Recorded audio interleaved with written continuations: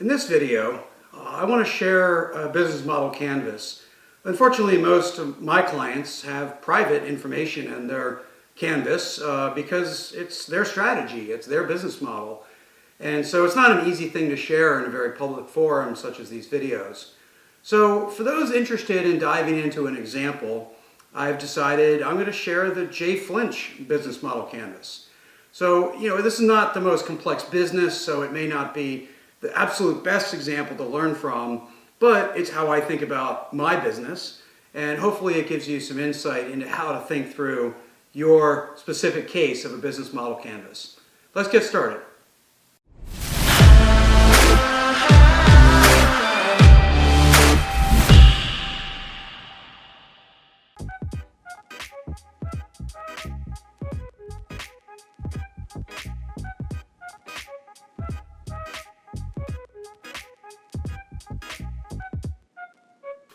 We're going to walk through the business model canvas just a piece at a time and show you how I articulate each particular section of this particular business model canvas. Now, most people can start either with value proposition or with customer segments. It really is a choice depending on your perspective, depending on the situation of your business. For me personally, I'm a very value out centered person. That's how I think about strategy. So I always start with the value proposition. So the JFlinch value proposition is we help to build culture, leaders, capabilities, and operating systems. Those are the outcomes in which we delivered. Powered by lean thinking, which is core to what we are as a belief system, through the mechanisms, the delivery vehicles, of advisory service, coaching, video training, and speeches. So this is what we offer as a value proposition. Now, like any business, you may deviate or branch off of that opportunistically in many cases. And so there's many other things that I might do with JFlinch, but what do we do that provides value in perhaps a unique way? This, I believe, captures exactly what that means. Now, going to customer segments next is important if you really want to drive your market.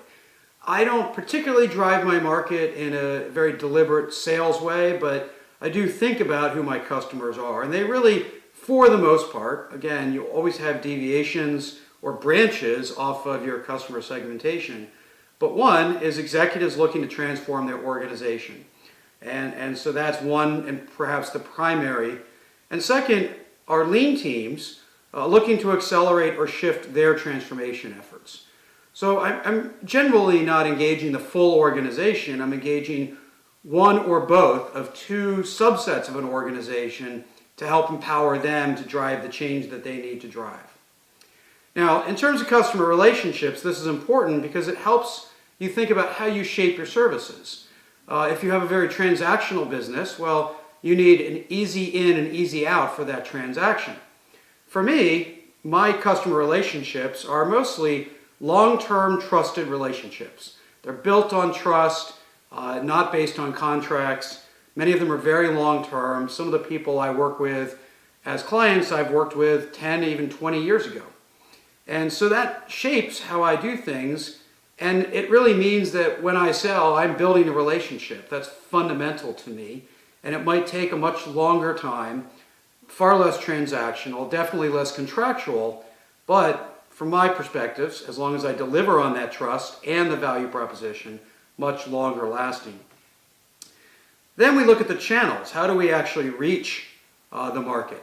And again, I'm not a very market-driven, I'm more of a value-driven perspective, and so I perhaps spend the least time thinking about my channels and managing them, and that's perhaps an opportunity, which is the type of thing we want to do when we look at our business model canvas of look at where we have strengths and weaknesses. But primarily my channels are referrals, people referring into a new business or into a new individual, and really inquiries from content consumers. So whether I write a book, do a webinar, give a speech, people that follow up on me having already delivered value through whatever that content is another mechanism of a channel. So this is the front end, right, of our business model canvas, understanding the value proposition how we engage with which customers through which channels. Now we look at the sort of back of the house. We look at how we go deliver that. What does that look like? So to me, I always start with key activities. It's the what your work is first. So we start here with key activities. And again, there's always extra things, but I think key is the main word, right? What are key? There's 1,001 other things, from paying your taxes to writing emails that go along with this. But what really is key? So coaching as an activity is fundamentally core. It's why I continue to invest in myself as making that a key capability. Content creation, both video and written. Here you see an example of the video content creation. Relationship management and support. So simply just staying engaged with old and new customers in a deliberate, managed way.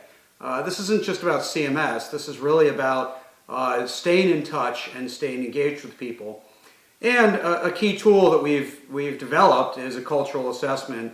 It's very much a unique tool, and therefore I decided to list it here, even though it's not the main part of the business.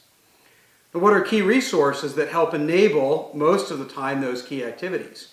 In a lot of cases, these are assets, right? These could be patents, these could be equipment, things like that. For me, certainly less so, but some of it is important. So starting with this particular activity in mind, just video recording and production. And I don't do my own production, but having access to those resources are still quite important. Travel is a very important one for me, as most of my work historically has been at clients. And so just the resources of how I engage with travel resources, understanding it, optimizing it, not just about cost, right, about being at the right place at the right time, is pretty core to what my business has been. Online communication and collaboration has been an increasing key resource for many different reasons, especially the distributed nature of some of my clients and the higher cadence of needing support that might come up more frequently than my visits would allow. And then team operational support, right? So my resources that I plug into that help me execute what I need to, really couldn't do what I do without them. And then a group of independent consultants. I have many resources, some of which were former clients, some were former employees, some were former partners, that when there's work that goes beyond my own capacity or particular skill set, I engage that group, and so those critical resources to being able to help solve client problems. So partners, and some of these might be key, some of them might be a little less than key. I think the main resource is how much does it help enable your value proposition, or how irreplaceable is it? How hard is it to replace that key partner? So I use Vidler for video. It allows me to provide a private platform, log-on based, subscription based for my video. I work with a company called MG Strategy for the cultural assessment. It's their capabilities that I've been able to leverage in providing that particular tool. I've worked with others as well, but particularly Gemba Academy and Lean Frontiers for both content and outreach, whether it's podcast or speaking, or with many clients, we suggest they sign up for Gemba Academy to learn the fundamentals of Lean, and then we come in and coach them. And so that's been a key partner in value delivery for many clients. And perhaps most of all, these are by no means in order, the independent consultants for client service that I can pull in to provide value. Now, how then that shows up in the bottom of our business model canvas is the cost structure and the revenue streams. So the cost structure is fundamentally the support team itself, the independent consultants as they provide value to clients, the many software subscriptions that I subscribe to on a monthly basis, whether it's Zoom or the Google Suite or other things that I use to engage clients and support my own work. And of course, travel, a huge part of my cost structure. And then on the revenue stream standpoint, ongoing hours per quarter engagements is one way in which I engage and receive pay. So these are clients that we essentially agree on a rough outline of capacity and support, and then I provide that on a quarterly basis for a set fee. Ad hoc or event-based engagements, which are secondary to me, to the ongoing engagements. And then third is video platform subscriptions, which might be embedded in one of the other two or as a standalone set of revenue. And so that's how it all shows up. So here is my business model canvas. As I use this as a thought tool to help me shape where I need to invest more time, energy, or double down on providing value, which is my core thesis of differentiation by providing value in this way. And it helps me think about it, it helps me articulate it, and as I bring in other people, it helps me describe what we're trying to accomplish. So I hope this example provided value to you. In many cases, those of you building your own businesses or running an existing business, your business model canvas will be more complicated.